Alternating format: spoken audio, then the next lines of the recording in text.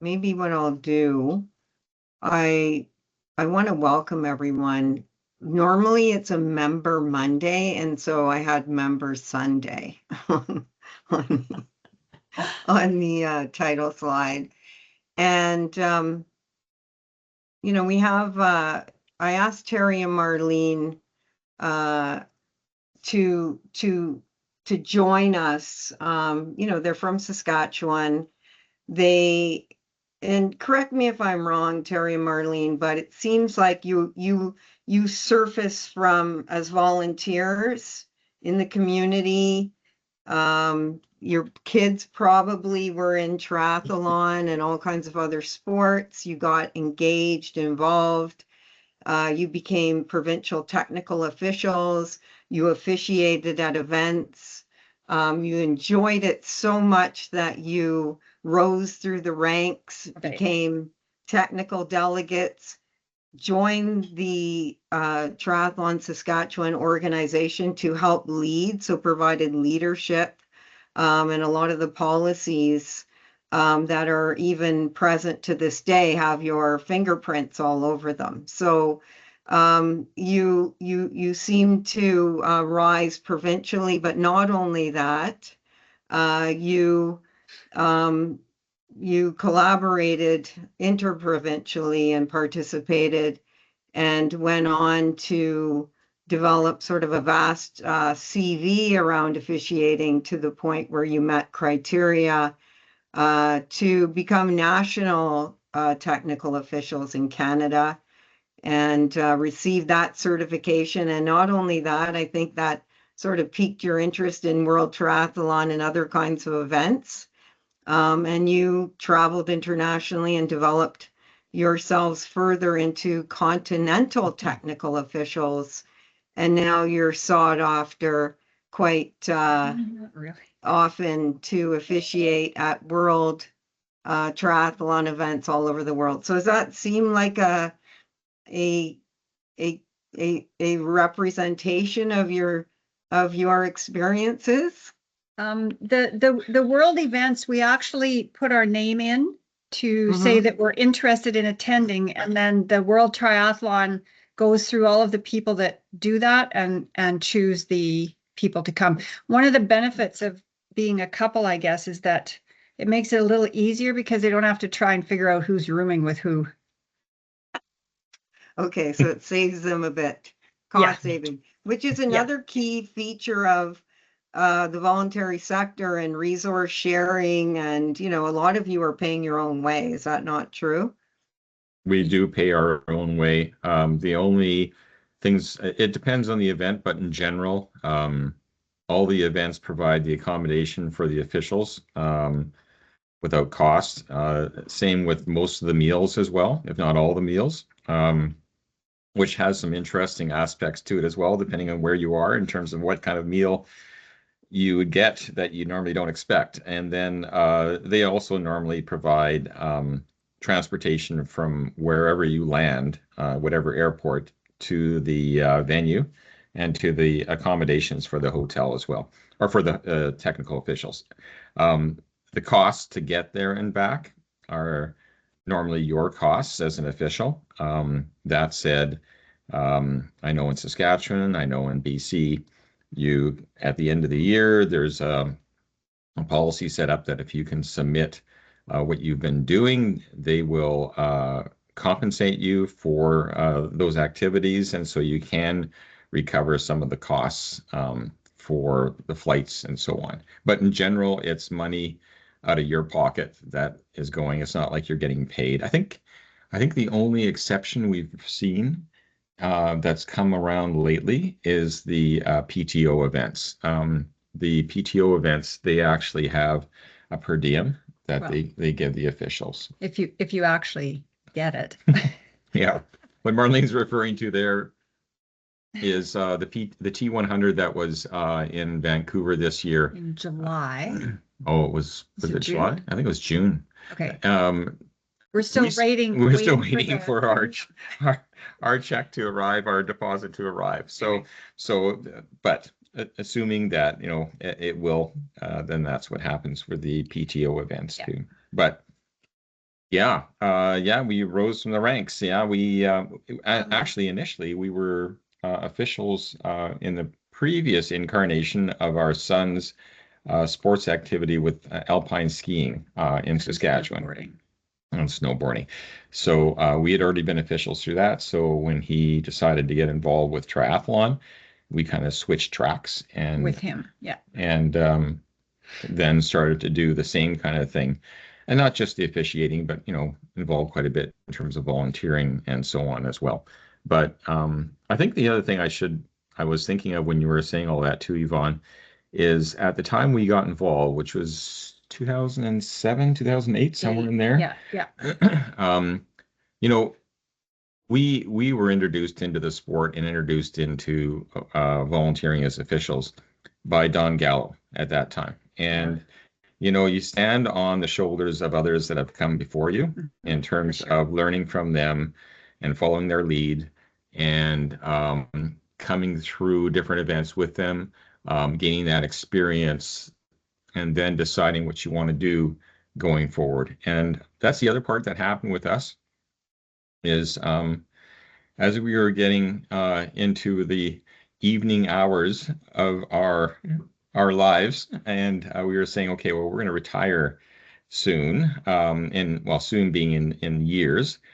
What do we do to keep ourselves busy? And that's when we made the decision, let's start gaining the expertise and experience and certification so that we can gain the national and continental officials certification status, which would allow us to go ahead and put our names in, like Marlene says, to the different events. And oftentimes they will take into account the experience and the certification level that you have to engage you as an official when they're deciding between a large list of officials that would like to attend a given event. Yeah. I mean, we were going to go to an event and then we decided not to. And then later we said, well, maybe we should. So we did put our names in, but they had a waiting list and a waiting list for the waiting list. So it doesn't always pan out that you get to go when you apply. Yeah, but that was just because if we would have put our names in before then, before the deadline, we probably would have had a good chance. So, but as part of that too, when we decided to do that, that's when we started to attend more events outside of the province and then outside of the country, and started to get that broader experience. You'd been taught up to that point by going to the PTO, the Provincial Technical Official courses that were put on by Don Gallo, and for the level 1 and level 2. But Don had already experience of being a national technical official. We had a number of national technical officials in the province at that time, in Saskatchewan, and they would bring back that experience because essentially what you're doing at a local event level is very similar in some respects as to what you would do at a national and international event in terms of the officials, the hierarchy, the organization, the interaction between them, and so on. So you would apply a lot of that same learning and experience from that towards the provincial level events. Right. Well, listen, that's a great segue into the topic tonight that we're going to dive into. And so what I just wanted to say about this is where did this idea come from around, bringing officials together? I'm sure it's nothing new for Terry and Marlene, who probably done this previously, but in recent years, post-COVID, we've struggled with re-engaging officials. And so I talked to Terry and Marlene, who have been instrumental in helping us not only train officials, but also to mentor them in events. And last year, we were able to, and I think the year before, and the goal was always to lead and mentor and step back, and which is exactly what has happened. But the reason I bring them back, obviously it's not a surprise, they have such a wealth of experience, but I wrote a grant to Sask Board has a professional development series, and I wrote a grant, and I'm just going to read you what the objective was around this session tonight and future ones that come, which is around introducing teamwork and cross-functional collaboration in officiating environments. And it's really, the whole purpose is just to improve the overall flow of operations on race day and the quality of the experience, both for participants and officials. And this is just a natural step in building on and getting sort of experience, sort of dedicated volunteers like Terry and Marlene here in the province, and building on those experiences, and thinking more intentionally about officiating and beyond just that day. So drawing from Terry and Marlene's provincial technical official experience, their NTO, their CTO, I really asked them to reflect on what teamwork means in the context of officiating, and how what they have learned in terms of working more effectively. What are some of the practices and strategies that they've used and what are some of the challenges, for example, and maybe characteristics of strong officiating teams. So that's really the objective, and I'm just going to stop there and turn it over to Terry and Marlene. This is just an informal conversation, and then I'm sure they'll want everyone to dive in on their own experiences. Sure. And if there's any questions that come up, Yvonne? Yeah, for sure. Yeah. So you can handle them on the fly here, is okay? Yeah, absolutely. Sure. All right. From my perspective, I think there's two general things to talk about around an officials team on at an event. And one is that the team extends beyond the set of officials. I mean, it begins long before the event as well. Yeah.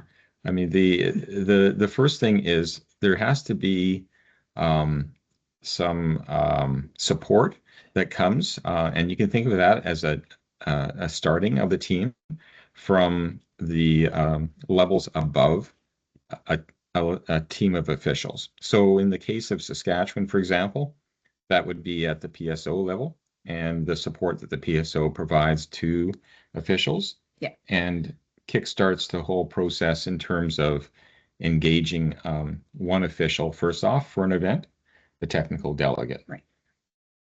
But even if you back up from that, you should have an official who is the sort of the lead provincial official, and basically they get to know all the officials in the province. They get their contact information. They constantly communicate with them what's coming up, what events are coming up, when are the rule changes coming up, when can we get new rule books, have you got all your equipment, your vest, all the stuff you need for events. So you need that person as well, or it's helpful to have that person. And they also sort of coordinate to make sure that all of your officials keep up their training, provide any updates from Tri-Canada or World Triathlon of things going on that you can tie into for your members and your officials. So that helps as well. Yeah, and that same level also establishes the policies in terms of supporting officials, that if you're coming from a distance to come to an event and so on, there's policies in place to help compensate for travel expenses. Right. And I think, and just from a terminology point of view, The person we're talking about there would be typically named the technical director within the province. And Whatever the name you yeah, want. whatever. Yeah, but that's typically the role, the title Yeah. of that person. So that's different than a technical delegate. The technical director is kind of in the provincial or in the higher level organization. Right. And that's true for a lot of events as well. They're kind of the administrator, if you want to call it that, to make sure everybody is involved. Okay, so if you carry on past that, they then engage a lead official, and they're given the title of technical delegate for each event. Right. And if you think about the words technical delegate, like what's the delegate part? Like what does that mean when you delegate something? Well, essentially what's going on is the technical delegate has been delegated the authority from the provincial organization to be that liaison person for the provincial organization, in this case, for that event, and assist in having that event run successfully, and to lead all the officials that are part of that event. That's why the word delegate is in there. They've been delegated that authority from the provincial organization. And so once they get rolling, they then typically interact with the race director for the event. And they develop a relationship there. And that's important because for the event to be successful, again, the technical officials and the local organizing committee that is led by the race director, they have to have a good working relationship, and they have to be able to understand in that relationship what are the roles and responsibilities on the officials side, and what are the roles and responsibilities on the other side, on the local organizing committee side, and how do the two interact with each other and complement each other as well. So that way there's no confusion or opportunity for some friction to develop in terms of, well, I thought you were going to do that, and no, kind of a thing, and I thought I was going to do this and not you, and so on. So that's all part of the scope of having a good team as well, is what is all of the relationships that you have outside of the team, and how are they established, and how do they perform properly too. So that kind of means that when you know an event is coming up, you start meeting with everyone involved and let everyone know about those meetings so that things can be discussed and decisions made so that everybody's on the same page. And then when you go forward from there, I mean, this is all before the event, of course. Oh yeah, for sure. And when you go forward from there, then you have a team of technical officials that typically volunteers to say they'd like to assist as a technical official for the event. And typically you then also assign one person as the head referee for the event as well. Yeah. So those are your two top level officials. And you could go to the information that is published by World Triathlon, where they actually have the roles and responsibilities for those two officials' positions, as well as all the other positions like the chief of the swim and so on. And then you can get a good idea of what that individual roles responsibilities are.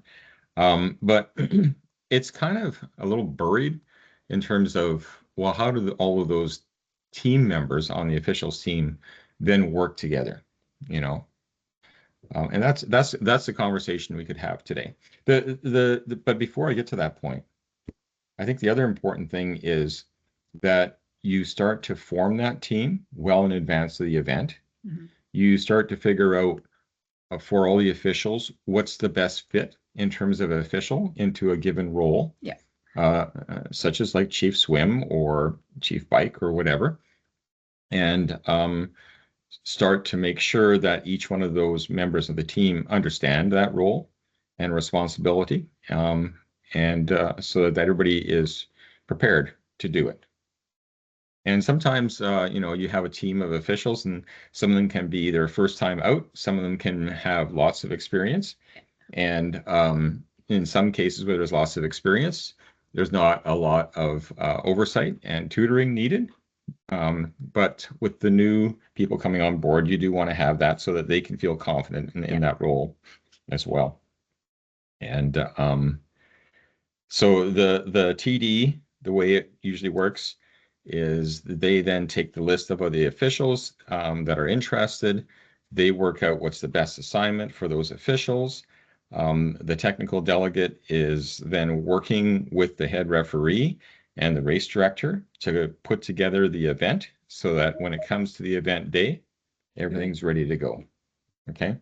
So that, I mean, that's a whole other ballgame, because in that situation, the race director and the TD need to work together to make sure that the event distances and locations where the bike course is and the swim course and where the buoys are set up, all that kind of stuff has to be worked out again, well in advance of the event. And that's where your meetings come in, and the race director and the TD can meet, but you can involve everybody else so that everyone is aware of what's going on. You always want to be Communication is key. And you always want to have the officials engaged. Yeah. Like we've been to some events where we need to separate somewhat local events, especially in different provinces, from the national and international events.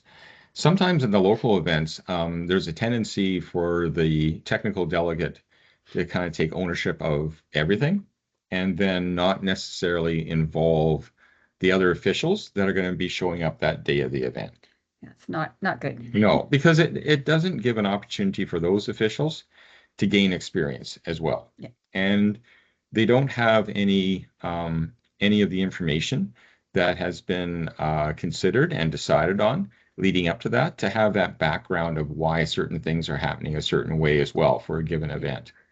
So it's a good idea to engage your officials and, like Marlene says, involve them in the conversations, especially those ones that affect the area that they will be assigned to. Yeah.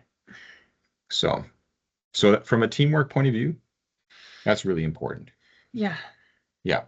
And then the communication after that, the technical delegate will typically be communicating, weeks in advance, a week in advance, days in advance, and keep the officials on board. And then as far as some events go, oftentimes to delegate that authority out or the work out, you may also, depending on the experience level of a given official, have the official of a certain area, like swim, for example, start interacting directly with the captain from the local organizing committee for that area. So they are starting to develop their own working relationship as well. So that's part of the teamwork as well. I guess the last thing I was going to mention was you gain an understanding when you go to some of the international events. And they will iterate this at every event you go to make sure that everybody understands, especially the new people that haven't heard it before, that there's a hierarchy in terms of how things are done, so that nothing slips by without being that the officials at the top levels are aware. And things like the chief of a given area, we'll take swim again as an example. If they see an issue that's on the water or coming up to the event itself, and they think that something needs to be changed, they normally would not institute that change on their own. They would normally escalate that to the technical delegate. Because the technical delegate then would interact with the race director, make the decision, and then it carries down on the LOC side. So the information goes up and it comes down. Mm-hmm. So that way everybody's had an opportunity, because sometimes something's been done for a particular reason, and if you go ahead and just arbitrarily change it, it can throw a wrench into the works as far as how an event is run. So communication, once again, is important, and the recognition that there is that expectation to have that communication. If you don't, at an international event or a national event, if you didn't follow that line of communication, you would quickly find out that that was the wrong thing to do, but to not follow that communication channel.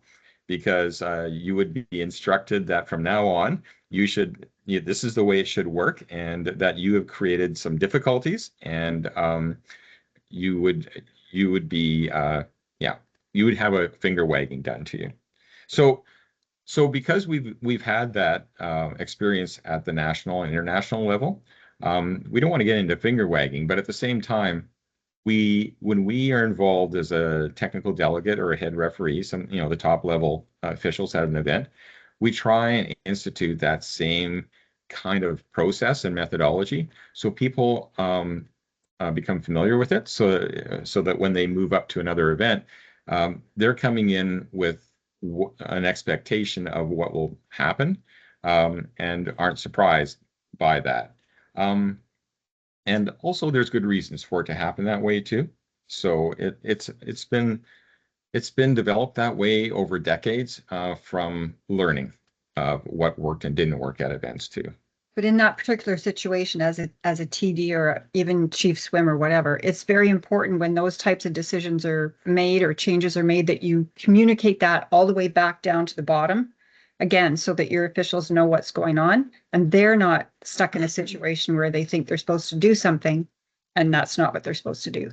And that's where a lot of the learning comes from, is when situations like that happen, the reasons and for those need to get communicated all the way back down. Yeah. And I think the only other thing I could mention about realizing what the team is at an event, the technical delegate is basically taking the lead for the most part up until the day of that event. They're still involved in various things. They still do various things and so on. But the event itself, by that point, should have actually, the gears should be turning the way you expect to. And then you should just handle any kind of exceptions that come up. The head referee at an event is basically the head person that is working with all the other officials to try and create a unibody of officials for the whole event. And what I mean by that is, if the chief swim, for example, sees an issue that needs to have some decision made from a rules point of view, they don't just do that on their own. No, what they do is they are essentially the eyes and ears of the head referee. And so the team at that point is really, everybody is feeding things to the head referee for them to make the decision on what should be done in terms of any kind of penalty that should be applied or whatever. The only thing that happens over and above that that's different is if there's something logistically with the event that's an issue, that then goes to the TD. Yeah. And then the last leg of this that we don't really see at our local events, but you will see when you go to the international events, is that there are additional roles on the officials team that you don't see locally. And one of the key ones I can think of right away is the medical delegate. Because the medical delegate is the one responsible then for making medical decisions for any kind of things happening in an event. So that's basically for the safety of not just the athletes, but for everyone on the field of play. Right. So they're part of the team as well. And there is a reliance on them. And the big thing at that point is to realize, like I've seen examples before where here's a direct example. We were at an event in Switzerland, and there was a requirement. This is a high level event, so it has certain expectations around how athletes and coaches are supposed to be involved and so on. And one of the expectations is that the athletes are required to show up at a briefing before the event on a certain day at a certain time. And if they don't, they can be penalized or possibly even taken off the start list, depending on the situation. There was one athlete before they were all meeting in a theater to hear the presentation of the briefing. One athlete said, "I've got a bad stomach flu, and I could show up, but I'm afraid if I show up, I may, pass along this to a lot of other athletes and then, cause issues for everybody." So this was brought to the technical delegate and a head referee. But what happened was, as part of the team, they said, you know what, this is outside of our area of expertise. We will bring in the medical delegate and let them make the decision on this. And the medical delegate then went to, in this case, they had them, the team's medical head, Representative. and talked to them, and then came back with a recommendation that was then carried in. So this is all part of the teamwork thing.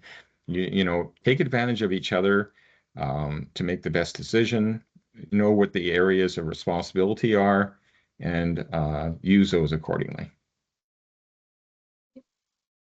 The other thing that happens at a high level event that doesn't happen at the local ones is after the event, there's always a debriefing.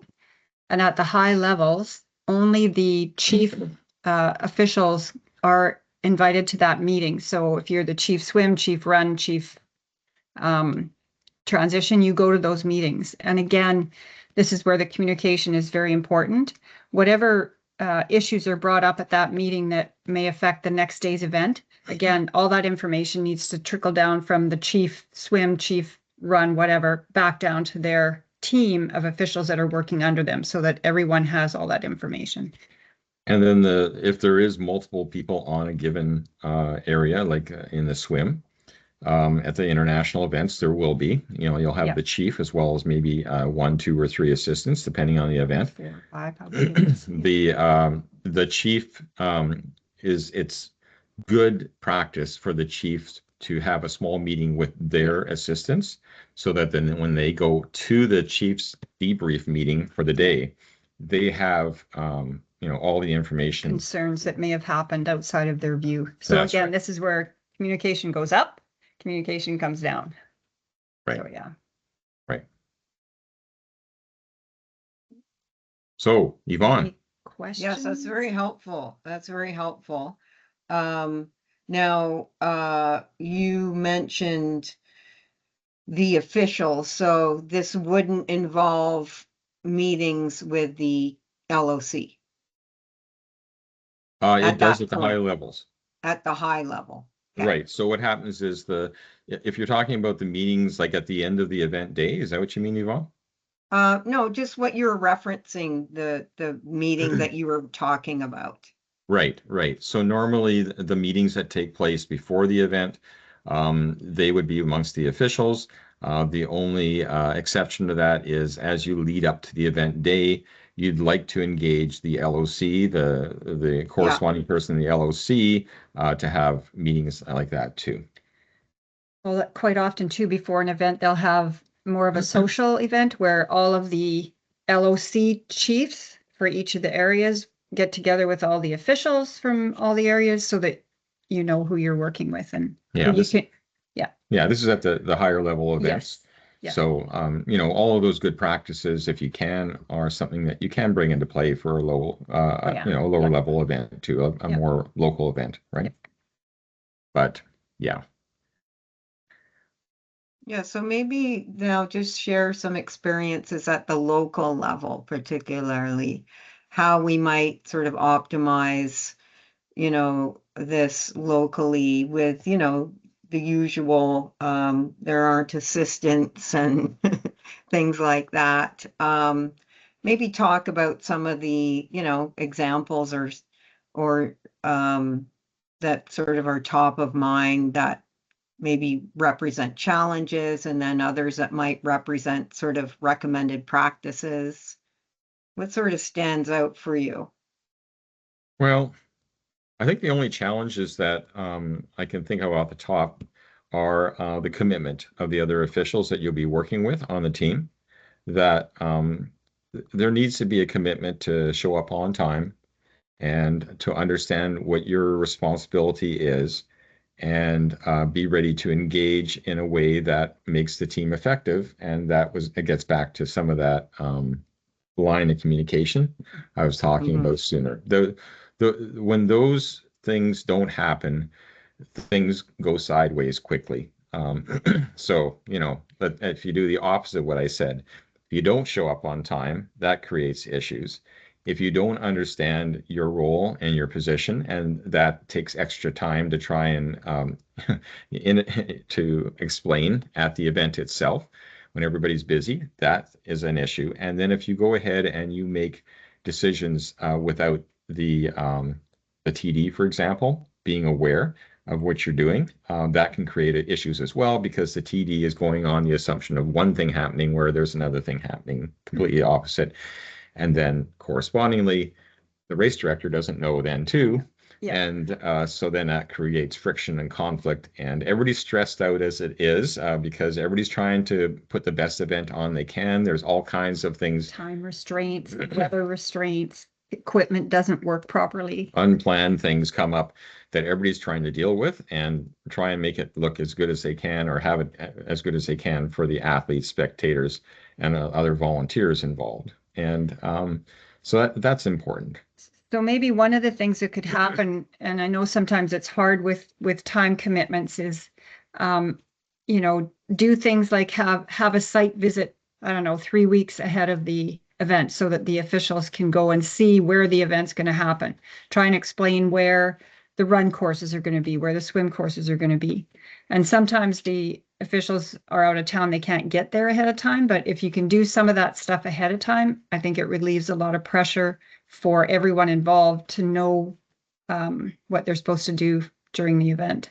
And if you're doing that early communication, like not just show up the day of the event and do stuff, but it's engaging everybody early so they have that sense of what they're heading into, and have an opportunity to ask questions and get clarification ahead of time as well, and to get a better understanding of what's being done and how it's being done, and hopefully set up a situation where there'll be things that you are in control of that are taken care of in advance, and so that you're prepared to deal with the things you don't have control of, or the things come up that you didn't expect. So. Right. And I guess the other thing similar to that is, I think we usually tried to have a athletes race briefing a few days ahead, or the thing is with the way that communications is going, and the availability of Zoom and things like that, you can have these meetings by Zoom so that people don't have to be there. But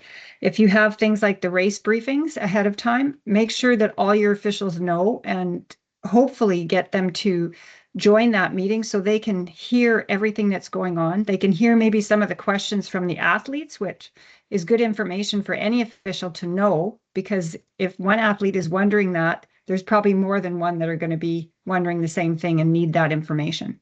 So the pre-event race briefing is another very good tool for the lower officials to be included in, so that they're aware of everything that's going on. And I guess the other few things I could mention too is to have things work effectively. I mean, we talked about communication and before the event, but during the event itself, having communication between the officials at the event is helpful in terms of having things work smoothly, and that there's no surprises, and that any kind of issues that come up can be dealt with, and the safety issue as well. So we try and make sure at every event that we set up a situation where we have some sort of a two-way radio or communication method set up. We've been using Zello and Yeah. things like that, that they work fabulously to be in touch with all of your officials, you know, no matter where they are. And resolve issues quickly if Yeah. you need be. And the nice thing about that too is that if one official sends in and says, I've got an issue here, blah, blah, blah, they're having trouble fixing it, maybe another official has some time and can go and help them. So everyone knows what's going on, everyone on the team. That it's very valuable to have that. And for the events itself, we normally also create a schedule called a run sheet, so that every official knows what they're supposed to be doing when, so that they don't have to worry about they'll be forgetting to do something at a certain time, and or they're not in position properly at a certain time, so that they create some friction for the event as well. And I think the other thing to keep in mind is there's always learning from every event, and that's one of the things that happens after the event. Is there is the debrief that happens at the local events too, to make sure it gives everybody an opportunity to, as a team, contribute their observations, both positive and negative that day, so that way that can be used for all members of the team to learn from. Yeah. And also so the technical delegate can take that forward and use that to improve the other events that might take place that year, or the future event of the next year's event of the same. Well, doesn't the TD have to write a race The report report. at the end? So again, the TD is supposed to write a race report after an event to bring up things that maybe didn't go well or did go well, and that information should be documented with the PSO, and then the TD for the next year's event can pull that document, see what happened last year, and learn from it as well. Right. And at the event itself, like I said before, use the opportunity to collaborate with your other officials Yeah. if you can. Yeah. Yeah. Even if it's just over the radio to ask questions or whatever.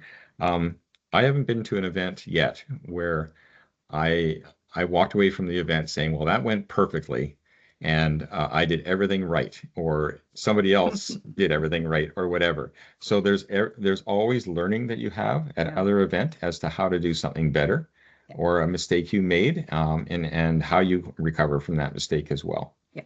So the other thing that's kind of nice is to have a list of equipment for an event so that everyone knows what is needed where and when.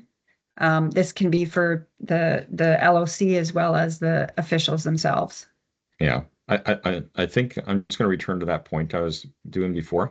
The thing I wanted to mention there is, as an official, don't worry necessarily about making a mistake, because all officials make mistakes, and all of us learn from those mistakes. And the thing to keep in mind is most officials, once they make the mistake, they won't make that mistake again. So, just be aware that no one's out there to try and sabotage an event, that everybody's trying to make the best decision they can to the time as to any decisions that's made. But the best decision oftentimes is done in collaboration with other people. So. Great. Well, why don't we stop for a moment and see if there are any questions or comments? If you're going to ask me all the mistakes I made, I don't think we have enough time right now to go through them all. But I've made some good ones. Yeah, there's also a lot of documentation too that you can refer to that should help you out. Like if you guys want, we can get you the, I guess, the route to the officials checklist and duties list. And it's very thorough from World Triathlon, even if you filter it down to a local event. Yeah, There's we have those, Marlene. Okay, good. Yeah, we've been sort of editing them. Okay. Yeah, Yeah. we did a lot of work on that last year. But I think more interesting that we don't have is the flow of communications. So like there should be a strategy there, any documentation on what you described, the flow up and down and to whom. I think that is it. So it might be sort of things like, 6 months ahead of an event, you should have meetings with the TD should have meetings with all the officials to say this event is coming. You've put your name forward. This is the first meeting. These are the things we're going to go over, and then make sure you keep them engaged at a periodical time moving up to the event. And I think Yeah. some of those things are covered off in Race director thing. the PTO course. The 1 and 2. They do cover off some of the flows of communication and the timing as well for those communications as well. And once again, those things that are in the PTO course, those are really just carried down from things that are taught in the NTO course and the CTO course. So it's best practices and then scaled down for a provincial level engagement. So I think Fiona had a question. Yeah. I guess it was more of a comment.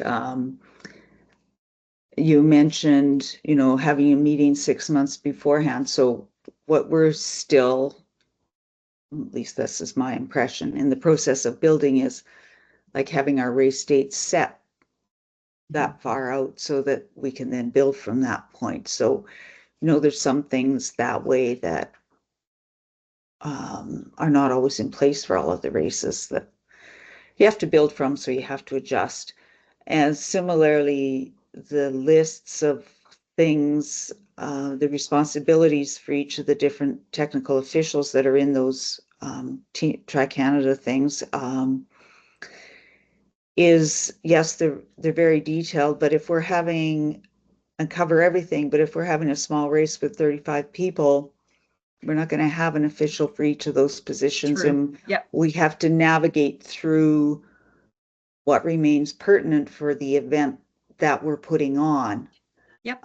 Versus what you need for a world championship. So like most of our events, the technical delegate and the head referee have been the same person. Yes. That's right. Yes. Yeah, and oftentimes there may only be one or two officials Yes. total Yeah. at an event as well. Yeah. So you've got all kinds of hats you're balancing on your head at that point, right? And oftentimes, it's like what we're talking about is, what would be an ideal situation, and then you have to scale accordingly or adjust accordingly, like you said. I mean, ideally, you'd like to have some engagement before registration opens, for example. I don't know if 6 months ahead, 6 months ahead would be applicable to a larger event. Yes. But something at the provincial level, usually most events want to have their registration open a few months before the event, at least. So, engaging at that time period. So, as an example, in Saskatchewan, when we had an event that was going to start publishing information about race distances and ages and things like that, you want to make sure that those are done in a way that aligns with the expectations on what ages go what distances and so on as well, and what distances are applicable for a given event, especially like you said, if it's a Kids to Steel event, well, that has implications, that are different than if you're having a qualifier event for going to the national event, right? Or the international event. So you have to adjust accordingly for all those things as well. But you then have to just work with with the hand you're dealt, right? As well. So if you don't want to say a specific timeline, maybe what you do is say, once an event date is known and prior to information going out to athletes, that's when you should start meeting with the race director and make sure everything's set up properly. Once the information goes out to the athletes, maybe then the TD can start working on information for the rest of the officials team, even if it is one other person. Like at the other end of the spectrum, you don't want to be what one official I know referred to, don't be an official that is a seagull official. That basically you fly in, you crap all over everything, and then you fly away. So you don't show up the day of the event and just do that and then take off again, because you're not going to endear yourself to the race director for doing that. And you're just the athlete. Or the spectators, athletes, they're all going to be dealing with the result of that, right? So maybe the thing we're talking about is just basic respect. Yeah, so maybe talk a little bit about culture and, building a team culture, that flows, operationally, but also on the implementation of rules. right. Well, the one thing that we tried to do when we were still in Saskatchewan was rule changes come down from World Triathlon in late in the year, like probably around this time, November, December. So once those rule changes were coming down from World Triathlon, we would try and have a meeting with all the officials to say, let's go through all the rule changes and discuss how this might affect your jobs. So that's one way to keep on top of the rules. And it's a way to keep the communications going with your group of officials and to keep the camaraderie together. At those meetings, you can bring up things that maybe happen at other events that might affect the way the changes in the rules are. That's one thing that's a really good meeting time to have prior to the next season to go over changes that may affect your events. And also before an event itself, you want to get everybody on the same page in terms of how, as an officials, you're going to approach the event. Right. Because we have, in these kind of events like you do in the province, you oftentimes have multiple events, and they have different methods of approaching them from an official's point of view. So if you have kids involved, okay, well, you have a lot of leniency with that. Yeah, but of course, and there's a lot of, mostly about safety with them and making sure that they have a fun time and they don't feel like, that they're being punished for things and so on. So you would meet as a group of officials and say, okay, so for this part of the event, this would be the head referee. Even if the head referee and the technical delegate are the same person, you would talk to the rest of the officials and say, this is the approach we're going to be using for this event in terms of how we want to apply the rules. And so for the kids, we're going to apply them this way. For the adults, if it's a recreational event, we're going to apply it this way, actually not that much different than the kids really event. And then for the event, if it's a qualifier, that is, the results matter, rankings matter, because that will determine who's going to maybe gain access to a certain quota position or not. That has certain implications in terms of how you want to make sure the fairness gets applied more stringently than it would be otherwise. And then in that particular situation too, you want to make sure that the athletes know what the rules are, because if you let them get away with a rule at a local event and then they go to a national event and they get penalized and disqualified, they've spent all this time and energy and money to get there, and then they can say, well, at our local event I got to do this and I wasn't penalized, but when you get to the national event, the rules need to be applied, and they are. So right. And so for those kind of things, prepare the athletes. For those kind of things where they are going to go to a qualify for a national event, that's what we would call a developmental event at the lower level. Yeah. And so you want to educate. You want to make sure that you don't necessarily create a bad experience, but you want to make sure that they understand that they're doing something that is going to get them in trouble if they were to continue doing that. And this is within the bounds of making sure that they don't do something so bad that they've actually gained an advantage and taken the ranking placement away from somebody else. And then, of course, you get to a more of an elite level in Saskatchewan. There's a semi-elite level as well. And that's with some of the youth that come in for out of province too, that take part in events. So you then scale up the experience, and you scale up the implementation of some of the rules and so on, so that they gain experience as well. And when I say as well, that is experience that the officials gain. Yes. Too. Yep, for sure.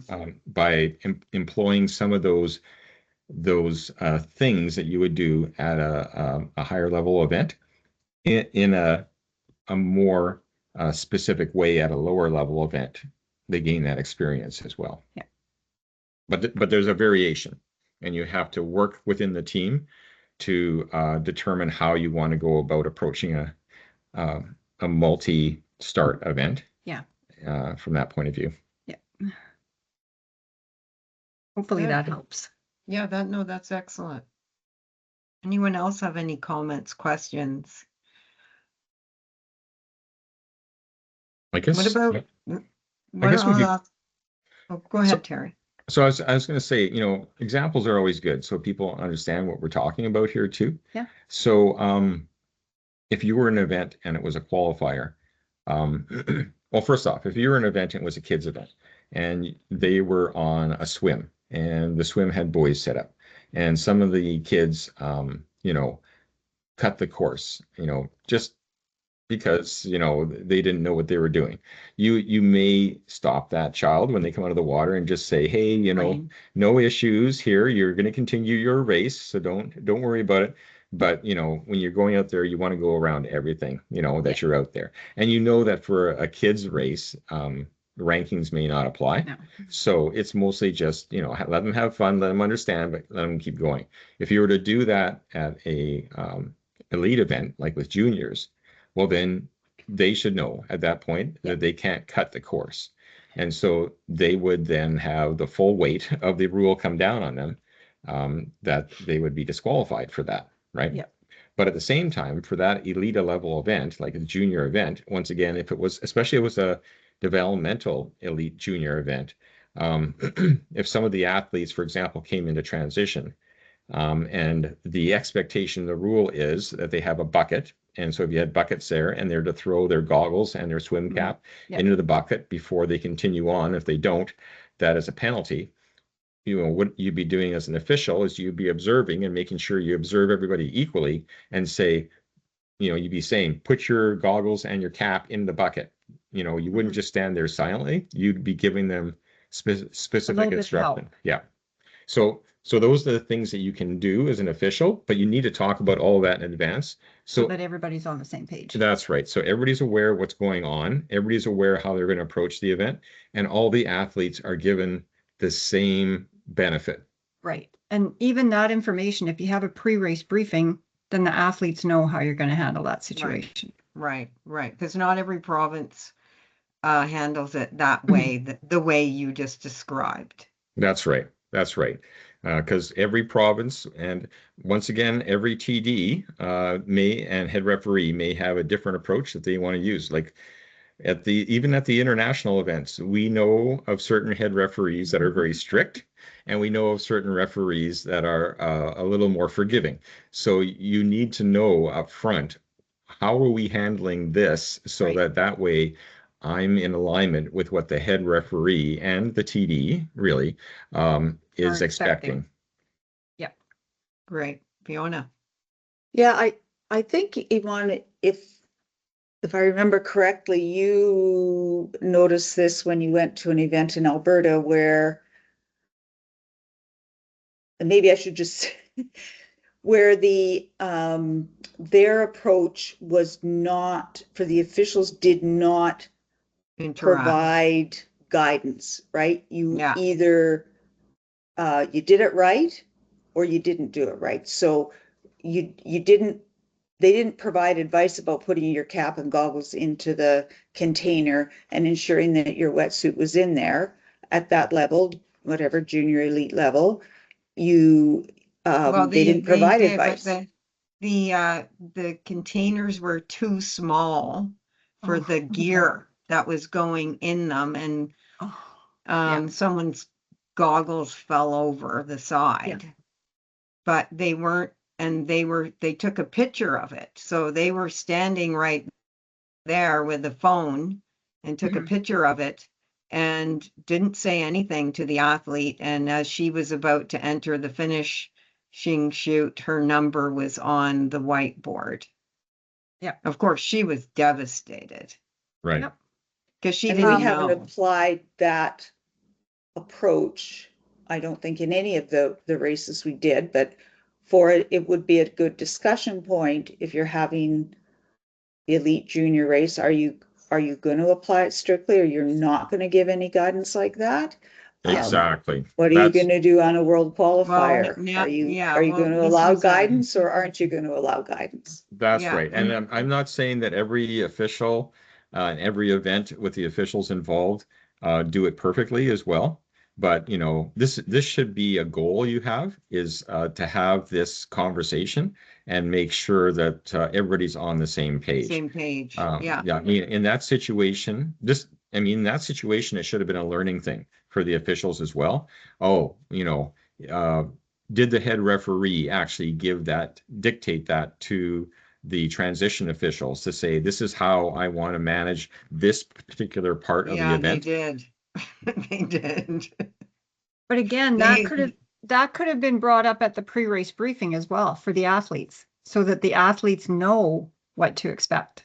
But sometimes that communication doesn't happen. I've seen this at events as well, where the head referee has not communicated, And it's not so much that they're making a decision necessarily on how certain things should happen or not. It's basically reaffirming how the rules should be interpreted for the certain level of situations as well. So, for example, in the I can't speak explicitly about that situation because, I don't know all the details. But if we were to talk about that situation in general, prior to the event happening, it would be a good conversation to have with the head referee, with the chief of transition, and then the chief of transition to have the same conversation with all the assistants to say, when an athlete comes and they're coming out of the swim, and at this level of event, let's say you're going to be more strict. Let's say it's a more of an elite level event. They're supposed to deposit everything into the bucket. So when they come, just explain to the officials, unless you actually see them miss it, we can't assume that it didn't just a set of goggles just didn't enter the bucket and then bounce out and onto the carpet, for example. So you need to see that for sure to make that decision. And then even if they see that, they still need to confer. This is the hierarchy again. Let's take the full hierarchy at this kind of an event. If the assistant transition sees this and they draw the chief transition over after they have time to do this, during the event, because transition, you could be having a lot of stuff happening. And then, typically the chief transition would take a photo. They would then communicate with the head referee. And the head referee should ask the questions, like we discussed here, did you see it happen? And are you sure that it couldn't have been this that occurred as well? And then they make the decision to actually have that. But ultimately, it's the head referee's decision based on getting all the information that another official has seen or heard, in their position. In the technical package for the race, it actually specifies the approach taken to the implementation or the application of the rules, and it wasn't applied appropriately to that technical package. So that goes way up the hierarchy to this specific event where that's articulated. And obviously that didn't make its way down to the officials in each of the provinces or the head official. So that's a learning there. Yes, it is for Right? sure. And that's like I said, there's no event I've been at yet that everything ran perfectly. The closest I came was somebody asked me once, what was the best event you ever attended? And I was a TD at the Western Canada Games in Swift Current. And that event actually turned out to be the event that went according up to plan as much as you could. So that was good. But there's an interesting thing you're bringing up here too, and it's something we haven't discussed yet. And that is the TD is also responsible for pre-organizing before the event starts. Actually, even if there's a briefing, before the event as well, what's called the jury. And it should always be recognized that, there can be protests that come forward on any kind of, on most penalties that take place on the course. A drafting penalty is, for example, is not one you can protest, but it should be made aware that not only should that be facilitated, and they're part of the team too. The jury is part of the officials team as well. And they should be aware of what their roles and responsibilities are on top of this. The TD leads that jury, but it can happen that when something is brought forward and protested, that a decision could be overturned. Yeah. So just realize that as well. And those are another opportunity to have a learning at an event. And sometimes when those happen at higher events, then rules change. Here's a very good example. In wasn't it Mexico, where the brothers from Britain, it was near the end of the race. Brownies. The brownie, and the one brother helped the other brother across the finish line. There was a huge discussion after that. They couldn't give out the awards for hours and hours. And after that happened, there was a specific rule made to prevent that type of thing from being allowed. Yeah. But Okay. but the thing is, the point I wanted to make there is we hadn't talked about it yet, and that is the process of doing protests as well. So Right. And sometimes here's another example. We had a race a couple years ago where it was a provincial qualifier as well for the juniors. We had a course, whatever you call it, on the bike course where the kids went through and went through the whole course of the bike course for this event. The day of the event, we had traffic control people who were controlling the traffic. They were directing the traffic, and a couple of the youth thought that those traffic control people were directing them. And even though they had viewed the course the night before, they took a wrong turn and went the wrong way. They realized it and corrected, but they sort of lost their position for gaining a seat to whatever event they were trying to go to. And they were going to protest that. But it was brought to their attention that they wouldn't win that process because they had done the course familiarization just the day before. And again, this is at this specific level. They should have been paying attention to the course and not to a traffic control person who is directing traffic. Right. So it was brought to their attention that they could put in a protest, but there's a high possibility that they would not succeed. And so they did not put in that protest. So Yeah, one of the we get a interesting, lot of that. We get a lot of those wrong directions. So again, what we do now in our pre-race briefing for that event is we say to the athletes, and we put it in the athletes guide as well, the traffic control people that are hired do not direct the athletes, they direct the vehicles for the safety of the athletes. So yeah. Right. And we also ensure we have conversations with the traffic control people, so they're aware of that too. Yeah. But this also brings up other interesting things. You know, if you're working on an event as an official, make sure you understand the expectations of how you're going to conduct yourself in certain situations as well. There was, this isn't a local event, but it's applicable. One of the events I was at, I was to be with the lead athlete that on the run course, and the expectation was that the lead athlete should know the route and follow the course properly. Mm-hmm. And as part of that, I was not to be leading the athlete through the course. I was to be following the athlete. So in my mind, I came up with the question of, well, if the lead athlete heads the wrong, or if they miss a turn, they're heading the wrong direction, and I'm following them, how far do I follow them before I let them know that they're going the wrong way, and they need to turn around and go back? And but this is the conversation that you would have with the head referee, because they would then guide you as basically their delegate of being on the course as a head referee's delegate as to how you go about doing that, such that you don't go ahead and create a disaster for the athlete by letting them do something that they've made a mistake at.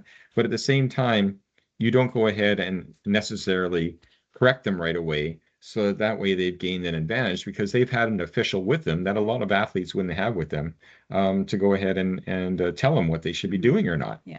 Right. And so that was an interesting conversation, but that's the kind of thing you, as an official working an event, you have that team aspect. You work with the head referee to make sure that you're all on the same page. Right. Good. So what did you do, Terry, in that situation?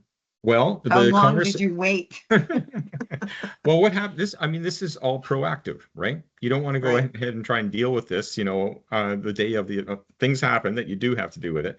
But I just asked the question ahead of time. The decision made with the head referee was let them go, about 100 meters, 200 meters, And at that point, catch up to them and then tell them, you're going the wrong way, and you need to go back here to re-enter the course properly so you're not disqualified because you cut the course. So that's what happened there. And it's important to know as an official your role and responsibility as well, because there may be things come up that if you understand it well enough, there's a conflict between what you understand your role and responsibility to be and what has been told that is going to happen in the event. And so you want to make sure you be proactive about that and resolve that conflict rather than waiting for it to occur on the course and then having to deal with it on the fly then. Okay, so you're saying that you have responsibility to clarify and raise questions. That's right.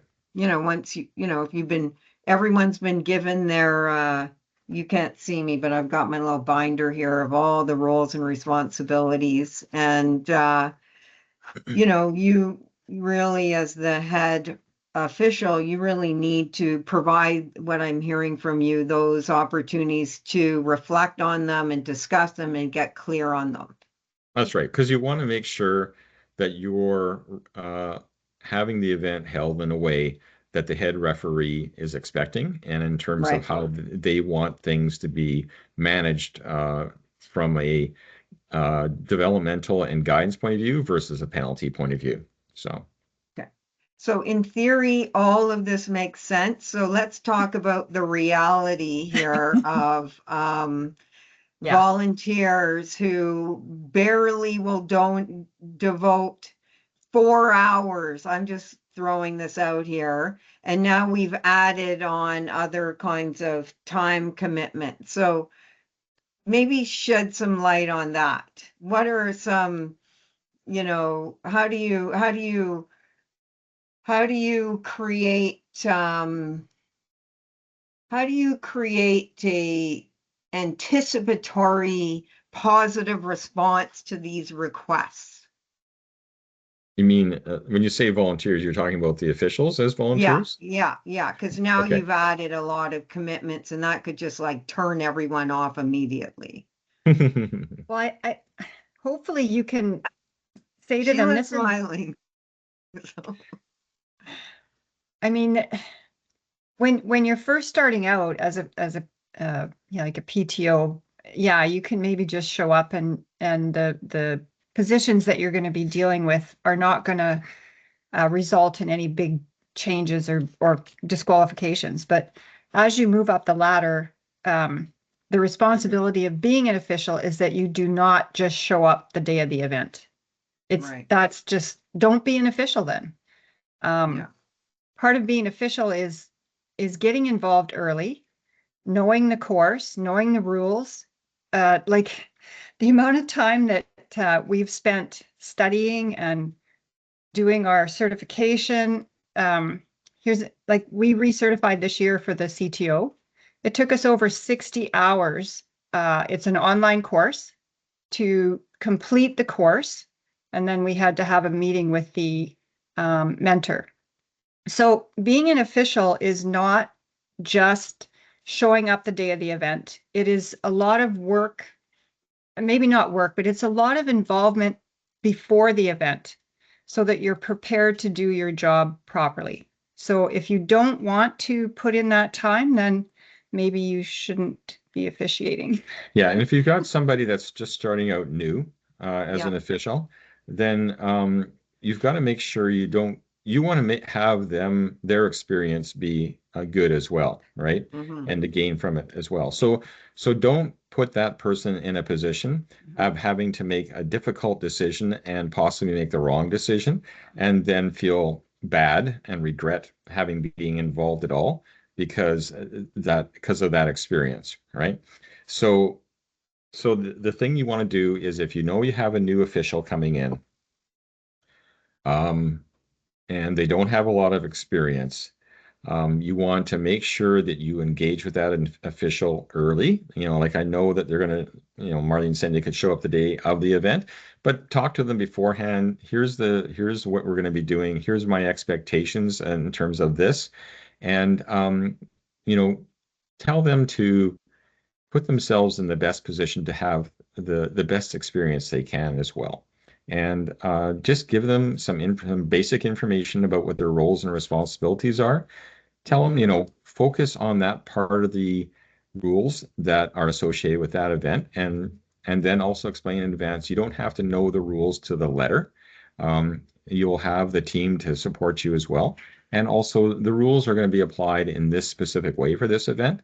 I mean, if they're coming in as a brand new technical official, as a volunteer, you're not going to stick them into a role. It's cheap swim. Yeah, that's going to be, you know, have a high expectation as well, because you want to basically lure them in into the technical official experience a little bit at a time. That's what we're doing here, folks. You know, and let them have successes, right? Let them feel good about coming from an event that they feel that they've contributed and that they've gained some experience, and that things haven't been so negative that they don't want to come back again, right? True. Yeah. Well, no, that's true. That's really ideal, right? I think Well, you want that for all volunteers. I mean, we're talking explicitly about the officials here, but you want that for all volunteers. You want that for the participants. You want that to be the same for everybody. So that's the approach, right? Yeah. Yeah. I'm just gonna ask Dawn. I mean, I heard great things about Dawn from Terry and Marlene at Living Sky, and I know you were, I think, new to the role. And when you and I connected, you spoke quite highly of that experience, and you're here tonight. So maybe share a little bit about that. What stood out for you? Well, for me, it was the mentorship, because I didn't really know what was happening. I had very little communication. I guess I was the seagull. I flew in. I feel like I kind of helped what I could. Terry helped me and Marlene as much as they, I think, had availability to do. And then I kind of had to go, and that was the end of that. And so it was a lot of learning that morning, though. I felt like my pants were on fire for sure. And hopefully that won't happen again. But that's kind of why I thought maybe now, when these, meetings and opportunities to have conversation and some dialogue would be very beneficial for me to keep up with my certifications and be able to help a little bit more proactively, as opposed to that, like, I must have been filling in a gap or something, because it was literally about 2 days before, I think. So yeah. Well, and this is a good example of things that could have gone better, because you were filling in a gap. We had a need for an official. The official that we thought was going to be able to fill that role wasn't there. And so you came on, and lucky for us that you were there, and you did such a great job given the circumstances. And but you asked questions, right, Dawn? You wanted to know, how is this going to work? How's that going to work? And we tried to make sure we gave you enough understanding without overwhelming you, that you would feel well enough. I wouldn't say confident, because that you were coming in last minute, but well enough that you could carry through and you knew you were supported. So and then to have that experience once again of coming out of that positively is what we wanted to have to set up for you, right? Yeah, for sure. Yeah.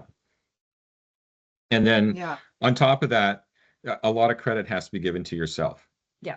Because you came in asking questions, you're open to, learning, you're open to the idea that, you didn't know everything. And so you were willing to take instruction, and you were ready to apply what needed to be done in the way it needed to be done for the circumstance you were in, right? Without going overboard. So I don't think you were the seagull in this case. No. You did very well. Thank you. Thank you. Yeah, I found it like any event, right? and I'm a registered nurse, so I'm, safety is always paramount for me, and the safety of those swimmers in the water and being able to count them and then having to pull a couple out. And so it really was eye-opening, I guess, and then I'll realize like there's all these bodies in the water and they all need to get out and they need to be safe. And so I feel like I took that role very seriously, I guess, is what I'm trying to say. Well, and usually when we refer to athletes in the water, we refer to them as swimmers, not bodies, because the the connotation of calling them bodies is not good. So Dawn, just what you've explained would be a perfect thing for new officials to hear. So you as a new official can be a huge support person for other new officials. Right. Yeah. And that's an important thing to realize as well. You were kind of pushed into the deep end, so to speak, in terms of doing this. But you gained a lot of experience. And the idea is the more experience you gain, the more confidence you have, the better understanding you have of how things are expecting to work and so on. And that experience can be gained one of two ways, either, through education. That's kind of the fast path to experience, right? But practically speaking, having the on the feet on the ground experience is what really solidifies all that. Yeah, for sure. Well, listen, we're getting close to the end of our time, but before we end, I want to, on my slide, I had, okay, what are some of the, where do you go from here? And of course, we're going to be organizing more sessions like this to implement a lot of what Terry and Marlene are saying, at least on the knowledge side. But consider, where you see yourself, what your interests are, what's your availability. We've got a survey that asks you a bunch of these questions to get you to think about, maybe stepping into another role, for example.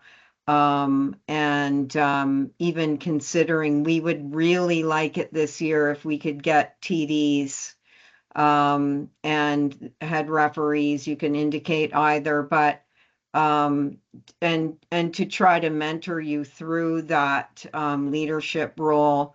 And we're going very early to recruit people and prepare them so you actually have a supply of officials to build that team.